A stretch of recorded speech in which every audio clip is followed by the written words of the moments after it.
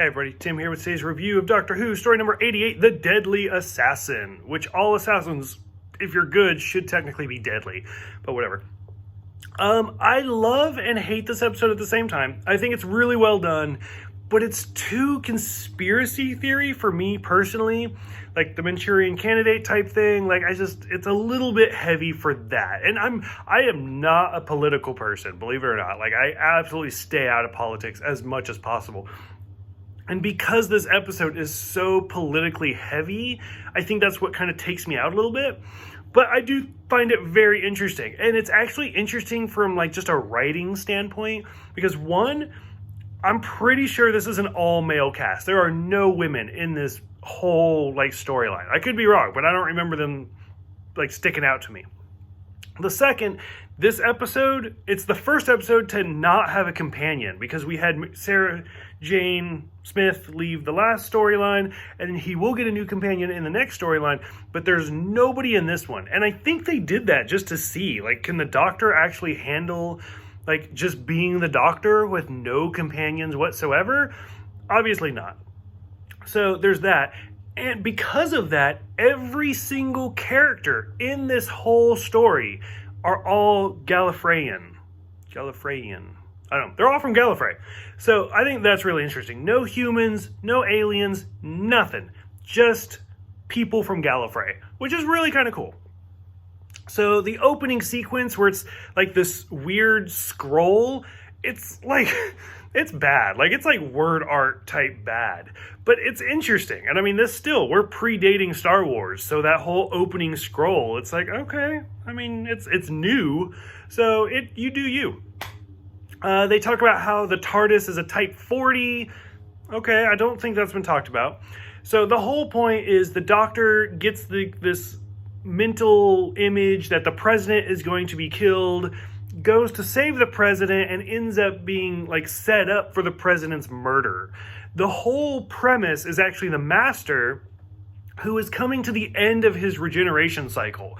They don't put a number on it, and this is actually the first time they've said there is an end to the cycle. It's not indefinite. So it's kind of interesting to see how they're developing that continuity. Like, who was the first Master? How many has he been through? Who knows? But now his body is like disintegrating. And so when like the Doctor goes into the Matrix, and that's actually what they call it, like that whole, like you could have taken out that whole episode and probably not have missed anything, where he's just like going through all these twists and turns in the jungle and the water and all of it. It's like, it's interesting. Don't get me wrong. Like it's badass to watch like Tom Baker go through all of this, but it's not propelling the story at all. And then, of course, by the time we get to the end, it turns out that the Master is just trying to prolong his life. And by the time he gets to the end, it's a very, like, Sherlock Moriarty thing where the Master just falls off. But wait, the Doctor's leaving, and the Master's still alive, sneaking into his own TARDIS. And it's like, seriously? Like, you couldn't just let him die. Like, that's the thing about Doctor Who, for me, is... They build these great characters, fantastic characters. Like we've had the Toy Maker, we've had the Monk, well, we have the Sisterhood of Tard, Morbius, Omega. Later on, we will get to the Rani, stuff like that we never see again. Like they do 1, 2, maybe 3 appearances, and it's cool. And then we get the Master, where he's in every single story for like seasons, and then years. 50 years later, they're like, hey, how can we bring him back from the dead? Just let him go. Like, it's okay. You're not going to hurt anybody's feelings.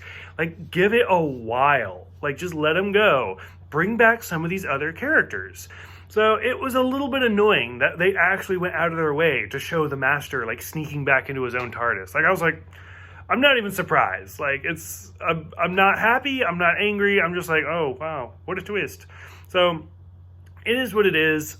The one thing, like, over and over again in this episode, the Doctor keeps saying to the other Gallifreyans, like, oh, you're redoing the truth. And it's like, yeah, we get it. This episode's kind of resetting continuity. Like, we're not fooled by it. We get it.